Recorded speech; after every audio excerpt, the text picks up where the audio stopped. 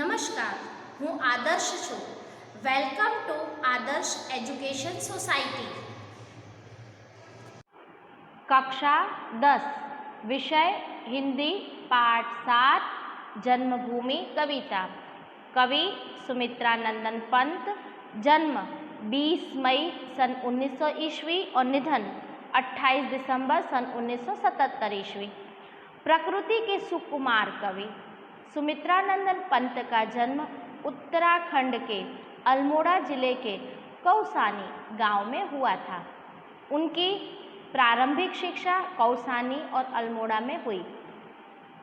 Matric उत्तीर्ण करके आगे की पढ़ाई के लिए पहले वाराणसी फिर प्रयाग गए। एक सन 21 में गांधी जी के असहयोग आंदोलन के कारण पढ़ाई छोड़ दी। सन 1943 और 44 ईस्वी में उदय शंकर के नृत्य केंद्र से संबंध और कल्पना चित्र के निर्माण में सहयोग। सन 1950 से 1957 तक आकाशवाणी में हिंदी सलाहकार रहे। छायावाद के शलाका पुरुष, प्रकृति सौंदर्य के अनुपम चित्रकार, अनुपम बहुत ही ज़्यादा उत्तम, जिसकी उपमा की ना जा सके, चित्रकार, काव्य भाषा में समर्थ, समर्थ यानी सक्षम, शिल्पी, शिल्पी यानी मूर्तिकार, प्रौढ़, विचारक। कवि को इनके कला और बूढ़ा चांद पर साहित्य अकादमी से लोकायतन पर सोवियत भूमि नेहरू पारितोषिक समिति से और चिदम्बरा पर ज्ञानपीठ पुरस्कार मिले। इनकी कविता छायावाद, मार्क्सवाद, अरविंद दर्शन, वैदिक चिंतन के सोपानों से बढ़ती हुई विश्व चेतना तक पहुंची है। विश्व यानी संसार। उन्हें पद्म भूषण भी मिला है। वीणा, ग्रंथि, पल्लव, गुंजन, युगान, युगवाणी, मधुज्वाला, ग्राम्या, युगपंथ, कला और बूढ़ा चांद आदि काव्य लिखे हैं। इनके अलावा नाटक, नीति नाट्य, कहानी और उपन्यास भी लिखे हैं। जन्मभूमि काव्य में जन्मभूमि का महत्व बताते हुए पंत जी ने प्रकृति का गौरव गान किया है। भारत का वैभवशाली इतिहास, प्रकृति, महापुरुषों का वर्णन किया है। हमारे नारी रत्न, नारी रत्न मतलब नारी रूपी रत्न, नारी रूपी रत्न की बात बताते हुए पंत जी ने वसुधैव कुटुंबकम की भावना साकार की है। प्रस्तुत कविता में सुमित्रा नंदन पंत जी ने भारत की जन्मभूमि का बहुत ही ज़्यादा महत्व बताया है।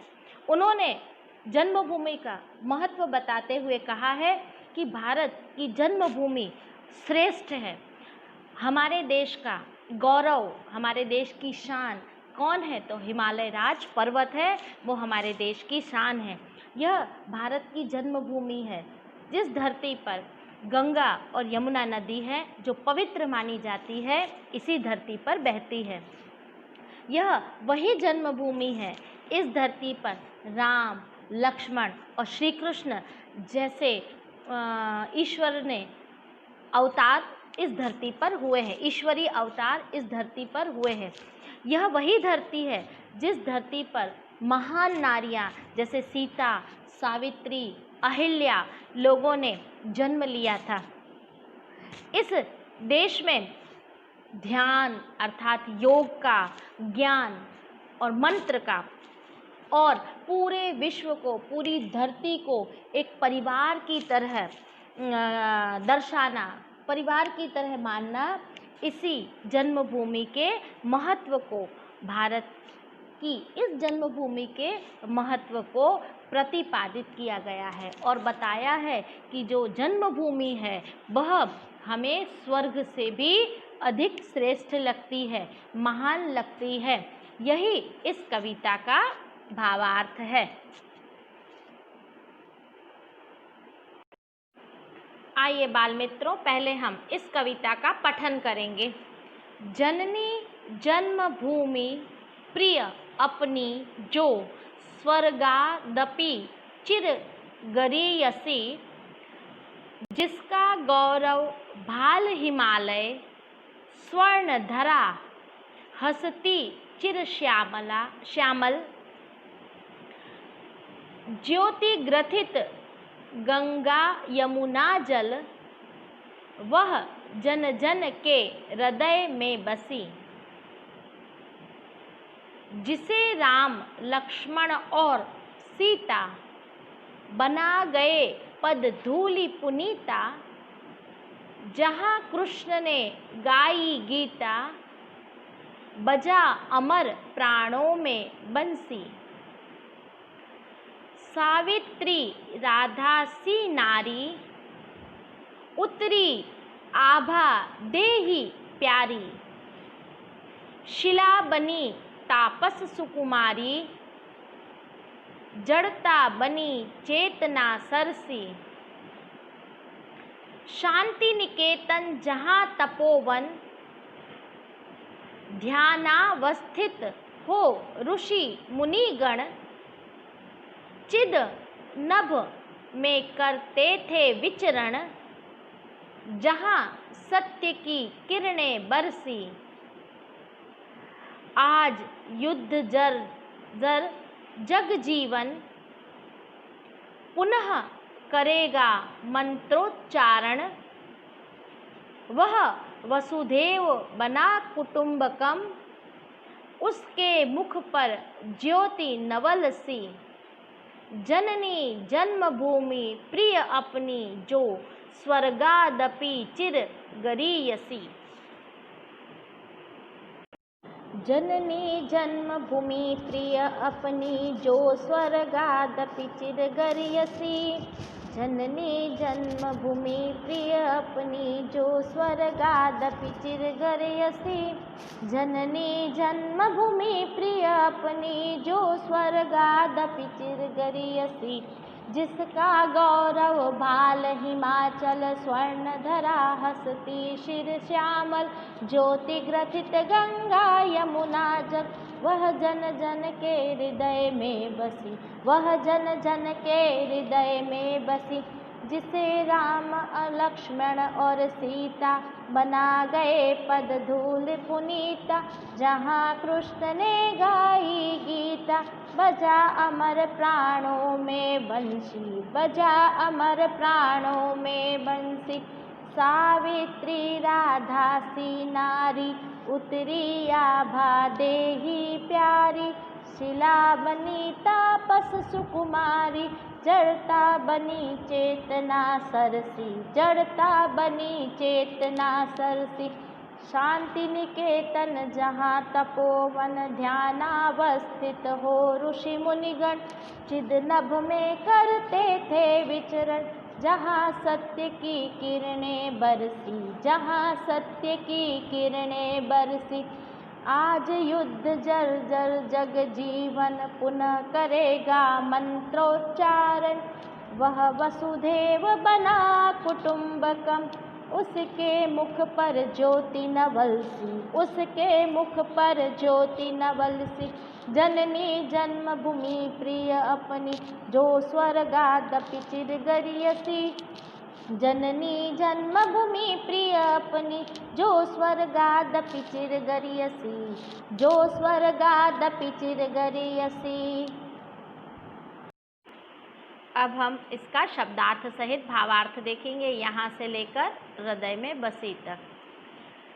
जननी यानी माता, जन्मभूमि मतलब वह धरती व देश जहाँ आपने जन्म लिया है, स्वर्गादपि यानी स्वर्ग से भी, चिर यानी बहुत, गरीयसी मतलब श्रेष्ठ है, उत्तम है, गौरव, गौरव यानी महत्ता, बड़प्पन, शान, भाल यानी मस्तक, ललाट, हिमाचल, हिमाचल यानी हिमालय पर्वत, स्वर्ण यानी सुनहरा, धरा यानी धरती, चिर यानी सदा, और श्यामल मतलब श्यामल या काला रंग या हल्का सा सांवला रंग। ज्योति ग्रथित यानी ज्योति से गुथा हुआ, गंगा यमुना यह नदियों के नाम हैं। ये जल यानी नीर, पानी, वारी, वह जन जन यानी प्रत्येक मनुष्य, हृदय यानी मन में बसी होना यानी बसना। अब यहाँ पर कवि कहते हैं, हम इसका भावार्थ देखेंगे।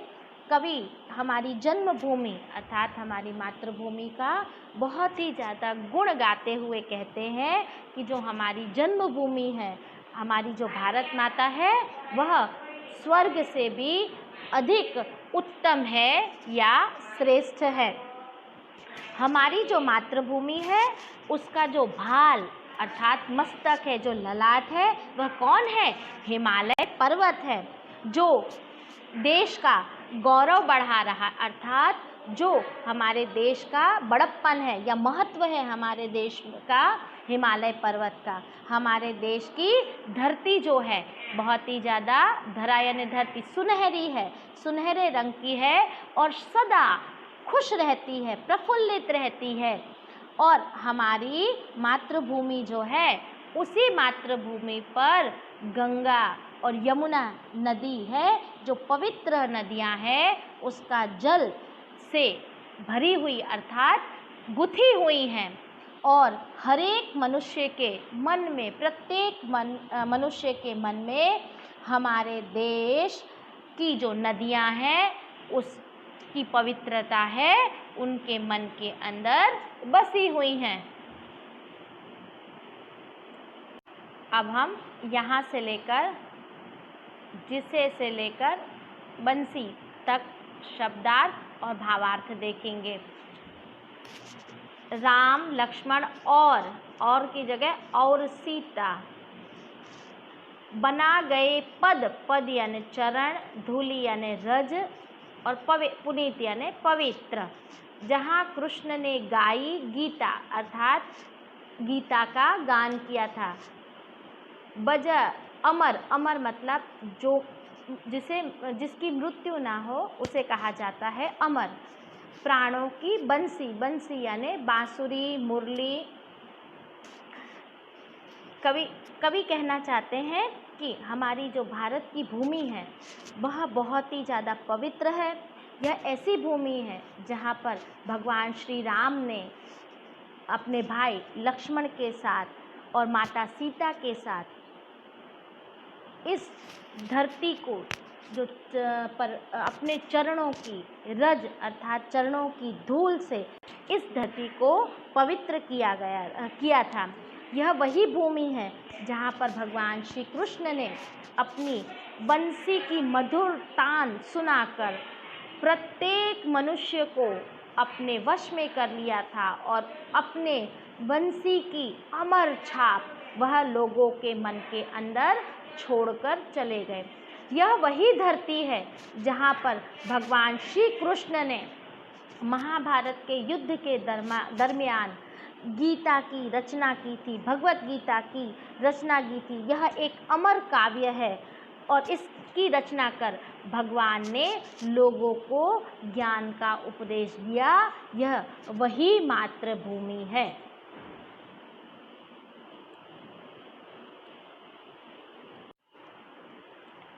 अब हम सावित्री से लेकर सरसी तक शब्दार्थ और भावार्थ देखेंगे।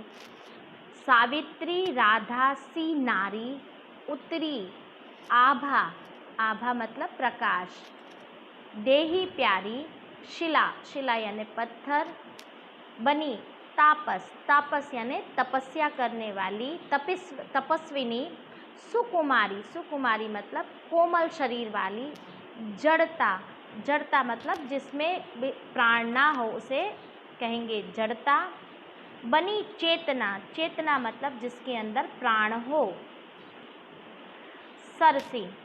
यहाँ पर कवि कहते हैं कि भारत की जो जन्मभूमि है अर्थात हमारे देश की जो भूमि है, यह वही भूमि है जहाँ पर सावित्री और राधा जैसी नारियों ने जन्म लिया था और अपने प्रकाश से पूरे मानव जाति को प्रकाशित किया था। आप बच्चों सावित्री के बारे में जानते ही होंगे।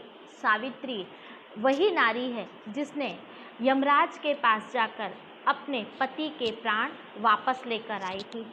राधा वही है जिसे श्री कृष्ण अत्यंत प्रेम करते थे और उन्होंने अपनी अमरता से पूरे देश की मानव जाति को प्रकाशित किया है। फिर सुकुमारी मतलब कोमल अंगों वाली तपस्विनी अहिल्या है, वह पत्थर में बदल गई थी। किसके? अपने पति गौतम के श्राप के कारण वह जीती जागती प्राण युक्त चेतना युक्त नारी है जो पल भर में पत्थर के समान बन गई थी अर्थात निष्प्राण हो गई थी। यह वही भारत की भूमि है, यह वही मातृभूमि है।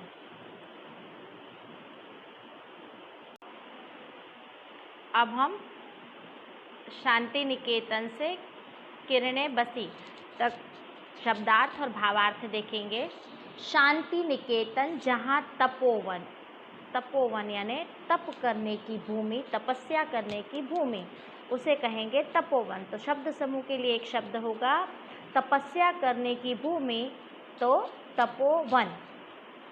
ध्यानावस्थित यानी ध्यान में मग्न होना। ऋषि यानी मुनि, ऋषि मुनि गण मतलब ऋषि मुनियों का समूह। चिद यानी ज्ञान।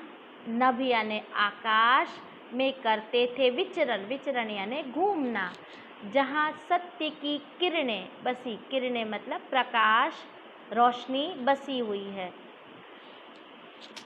कवि कहते हैं कि हमारी जन्मभूमि अर्थात हमारी मातृभूमि की जो महिमा है बहुत ही ज़्यादा अनोखी है, निराली है। यहाँ पर तपस्या करने के लिए शांति निकेतन जैसा तपोवन है।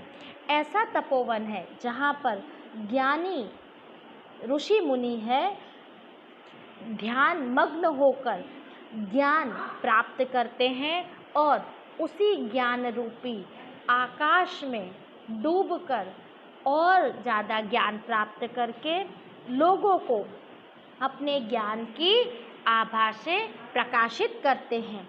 हमारे देश में सत्य के प्रकाश से आलोकित है। हमारा जो देश है वह सत्य के प्रकाश से पूरी तरह प्रकाशित है अर्थात हमारे देश में सत्य का ही बोल बाला है अर्थात हर एक व्यक्ति सत्य ही बोलता है। यही हमारे देश की धरती है।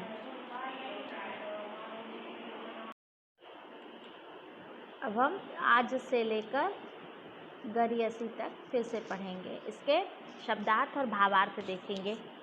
आज युद्ध जर्जर मतलब युद्ध से कमज़ोर। जग यानी संसार और जीवन मतलब जिंदगी। पुनः मतलब फिर से। मंत्रोच्चारण यानी मंत्र का उच्चारण करना। वह वसुदेव मतलब पृथ्वी की तरह बना। कुटुंबकम यानी पूरा परिवार। उसके मुख यानी चेहरे पर। ज्योति यानी प्रकाश। नवल यानी नई सी। जननी यानी माँ। जन्मभूमि यानी मातृभूमि या देश की वह भूमि जहाँ पर आपने जन्म लिया है। स्वर्गादपि यानी स्वर्ग से भी। चिर यानी बहुत और गरियसी मतलब श्रेष्ठ है। कवि कहते हैं कि आज पूरा जो विश्व है, पूरा संसार है उसके लोग हैं वह युद्ध के डर के कारण उनका जीवन बहुत ही ज़्यादा परेशान है, कमज़ोर हो चुका है। परंतु जो हमारा भारत देश है वह पूरी मानव जाति को इस युद्ध से छुटकारा या मुक्ति दिलाने के लिए फिर से एक बार मंत्र का उच्चारण करेगा और पूरे देश में कौन से मंत्र का, विश्व में शांति का प्रचार करेगा और कहेगा कि शांति ही सर्वश्रेष्ठ उपाय है। इस मंत्र के प्रचार करके वह इस धरती पर रहने वालों के लोगों को एक साथ मिलजुल कर रहने के लिए प्रेरित करेगा और कहेगा पूरा विश्व एक परिवार है और हमें इस परिवार की तरह रहना है। इस बात का वह प्रचारक बनेगा या प्रचार करेगा। उसके मुख पर एकदम नई चमक आ जाएगी, ऐसा कहते हुए फिर कवि कहते हैं क्यों, क्योंकि जो माता है, जननी यानी माता है, हमारे देश की जन्मभूमि है, वह हमें बहुत ही ज़्यादा प्यारी है। हमारी भारत माता है, वह बहुत ज़्यादा प्यारी है और वह हमें स्वर्ग से भी अधिक श्रेष्ठ लगती है। Thank you for joining us.